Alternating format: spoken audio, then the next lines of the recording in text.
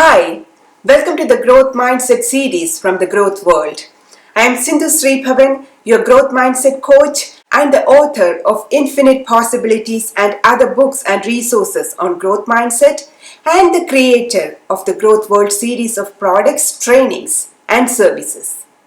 Today I am going to share something that will shift your perspective on growth mindset. What does growth mindset mean to you? Possibilities, potential, success, neuroplasticity, stretchable intelligence, brain is a muscle. These are some of the answers I get from people for this question. You see, all these are important and very valid when it comes to the context of growth mindset. However, these are all the outcomes of practicing a growth mindset. In simple terms, growth mindset means to develop a self-identity of I can figure it out. It is as simple as that. Everything else is a product or byproduct of cultivating that self-identity. So, does it mean blind positivity or overconfidence? Not really. What it means is the belief that I have got the potential to learn and figure things out. Once a child develops this self-identity, they will set out on a path with the confidence to figure things out, to accomplish their goals and create their own possibilities. Once that child develops a healthy self-identity, they will be able to figure things out by using resources to learn, asking people to help them in learning, taking problems as challenges, taking failures and mistakes as learning opportunities, taking success as an opportunity to find out and repeat the processes behind it, seeking and acting on feedback, cultivating resilience, persistence, perseverance, and so on. Now, one of the core components that affects the self-identity of a child is self-labeling. Have you heard children saying, I'm so stupid after trying out something a few times unsuccessfully? Or I knew I wouldn't be able to do it. Or didn't I tell you I'm not a technology person or I'm not a sports person? As an educator, I'm sure you might have heard different versions of such fixed mindset self-labeling from your students.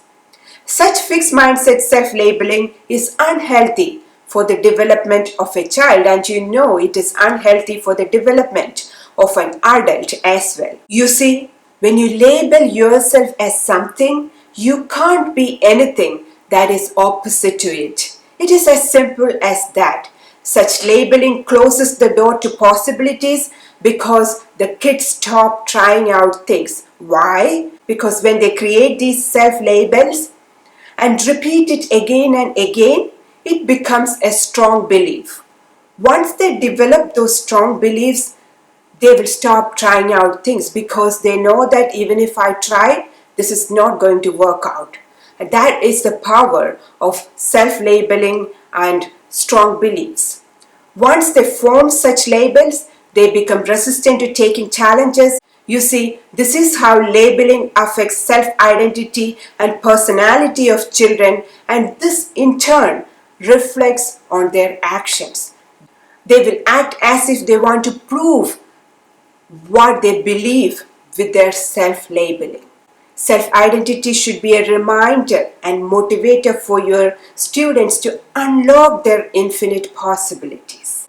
So in this video, I will share 4 secret recipes to develop a healthy self-identity. Number 1, encourage your students to love the process. One of the reasons children do negative self-labeling is because of the focus on outcomes. You see, society is fixated on success. So it's natural for students to focus on the outcome. Help your students to develop a habit of looking at the process of learning and working. I have shared another video on metacognition. The 4-step process in that video would be a great resource for you to help your students fall in love with the process. If you haven't watched it, please watch it now. Number 2, self-compassion. What do children do when they are disappointed with an unfavorable outcome? We know the growth mindset way to look at it. That is, take it as a learning opportunity. However, we tend to forget the fact that these kids are thinking and feeling beings. Many kids feel disappointed with themselves and end up doing negative self-labeling. What we often miss out in this context is their emotions. Before they move on to the learning phase of a disappointment, they need to acknowledge their feelings. Once they acknowledge their feelings, they need to find a way to manage those feelings. Self-compassion is a great way to do that. As an educator, you can help your students to acknowledge their feelings. Encourage them to ask themselves, how would I talk to my best friend if they're experiencing the same feeling and situation as me? Would I label them or would I motivate them? Ask them to talk to themselves the same way they would motivate that best friend. This helps them to arrive at a perspective that this outcome is something that can be corrected or learned from. According to studies by UC Berkeley, self-compassion provides the same benefits as that of self-esteem. Wonderful, right? And it also provides you with additional takeaways. So it's wonderful for you to practice self-compassion as well as to introduce self-compassion to your students. Number 3, reflect on the processes that led to past accomplishments.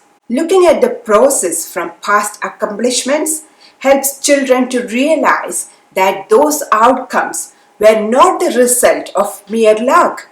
Those were the results of certain processes, strategies, and efforts that they took, and that they are capable of repeating those processes again.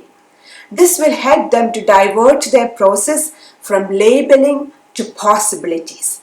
The less they are focused on the outcome, the less they are focused on labeling themselves with fixed mindset words. Number 4, use growth-oriented vocabulary. I will post a separate video about growth mindset vocabulary, but in this video, I will focus on one word, a 3-letter word, yet, Y-E-T, yet. Instead of saying, I cannot, or I don't know, or it is impossible, you can introduce 2 other words into those sentences. Not yet. These 2 words are really powerful. We know that I don't know it yet, or I haven't done it yet, or I haven't learned that skill yet. Convey similar messages as the ones we saw earlier. But when you introduce these 2 words in those sentences, it magically transforms the meaning from impossible to future possibilities. You see, when you say not possible, I cannot, I don't know, you are closing the door to possibilities. But when you insert the words not yet, you are keeping those doors open towards future possibilities. And it helps your students to give a message to themselves that I can learn it and make it possible in the future. These tips are amazing tools for you to turn the mindset of your classroom to growth and more growth. I hope you will use it to uplift your students' self-identity and boost their growth mindset. If you would like to know more about our growth mindset training for teachers, please check the link below. I wish you all the best in your journey to uplift the mindset of your students and help them see the infinite possibilities hiding inside them.